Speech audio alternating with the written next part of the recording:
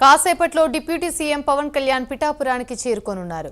కమరాపురంలోని mini గోకులాన్ని పవన్ కళ్యాణ్ ప్రారంభించనున్నారు. రాష్ట్ర వ్యాప్తంగా నిర్మించిన 12,500 గోకులాల ప్రారంభించబోతున్నారు.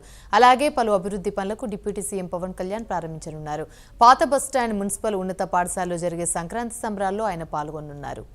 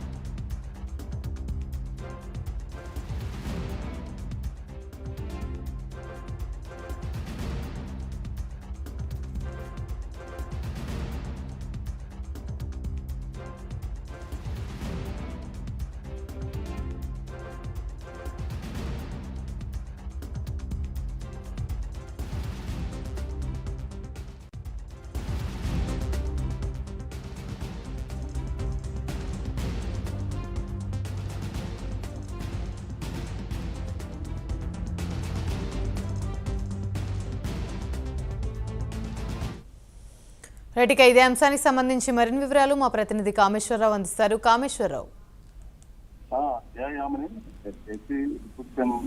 కాకినాడ జిల్లా పర్యటన నేపథ్యంలో ఇప్పటికే అన్ని ఏర్పాట్లు చేశారు. ఇప్పటికే డిప్యూటీ సీఎం ఎయిర్పోర్ట్ లో దిగిన వెంటనే కూడా ఏడీపీ రోడ్ ఏదైతే ఉందో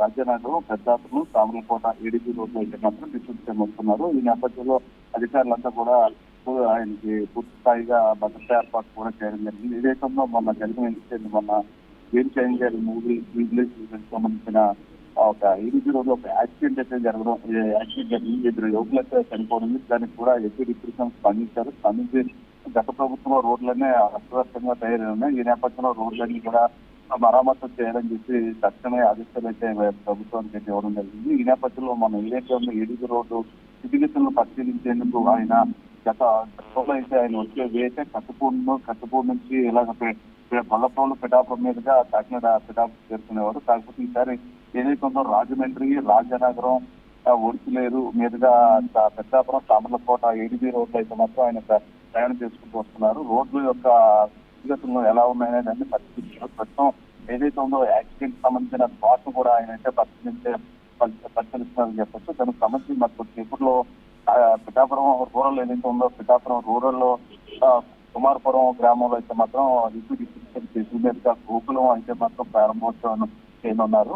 అనంతరం ఇక్కడి నుంచి రాష్ట్ర వ్యాప్తంగా మన పల్లె వారోత్సవాల పండుగలో భాగంగా పల్లె పండుగ వారోత్సవాల భాగంగా ఈ గోకులాలు అయితే ఏర్పాటు చేయాలని చెప్పి పవన్ కళ్యాణ్ ఆదేశించారు. ఆ గోకులాన్ని ఈ రోజు పవన్ కళ్యాణ్ గారు చేతుల మీద అయితే మాత్రం ప్రారంభించనున్నారు. అనంతరం కూడా రాష్ట్ర వ్యాప్తంగా 12,500 గోకులాలు అయితే మాత్రం ఈ రోజు రేపు అయితే మాత్రం ప్రారంభంగానే ఈరోజు తొలిసారిగా రాష్ట్రంలో తొలి గోకులం డిప్యూటీ సీఎం పవన్ కళ్యాణ్ చేతుల మీదుగా ప్రారంభం జరగనుంది. మరి సేపుల్లో గోకులం ప్రారంభం అనంతరం కూడా పిఠాపురం లో ఏర్పాటు చేసిన సంక్రాంతి సంబరాల్లో అయితే మాత్రం డిప్యూటీ సీఎం అయితే పాల్గొంటారు. సంక్రాంతి సంబరాలు అనంతరం కూడా అక్కడ ఏర్పాటు చేసిన సంక్రాంతి